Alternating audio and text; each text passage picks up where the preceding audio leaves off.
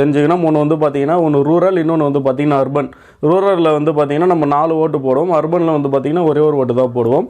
இந்த ஓட்டை இப்போ வந்து நம்ம எதற்காக இந்த ஓட்டு போடுறோம் அப்படின்றது கண்டிப்பாக எல்லாருமே தெரிஞ்சுக்கிட்டு தான் வந்து நம்ம வாக்கே அளிக்கணும்.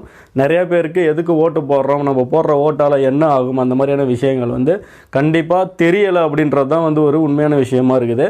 ஏதோ எம்எல்ஏ எலெக்ஷன்னா 2000 ரூபாய் தருவாங்க, எம்பி எலெக்ஷன்னா 1000 ரூபாய் தருவாங்க, கவுன்சிலர் எலெக்ஷனுக்கு, வார்டு எலெக்ஷனுக்கு இன்னும் ஒரு 500 தேரும் அப்படின்ற ஒரு மோசமான மனநிலையில் தான் வந்து பார்த்தீங்கன்னா சில மக்கள்கள் இருக்கிறாங்கன்றதை நீங்கள் எல்லாருமே தெரிஞ்சுக்கணும். வந்து கிராம பகுதியை சார்ந்தவர்களாக இருந்தீங்க அப்படின்னா 4 ஓட்டு வந்து போடணும். ஒன்று வந்து பார்த்தீங்கன்னா கிராம பஞ்சாயத்துக்கு தலைவருக்கும் வார்டுக்கும் வந்து ஒரு ஓட்டு போடணும். அதுக்கப்புறம் வந்து பார்த்தீங்கன்னா ஊராட்சி ஒன்றியத்துக்கு வந்து ஒரு ஓட்டு போடணும்.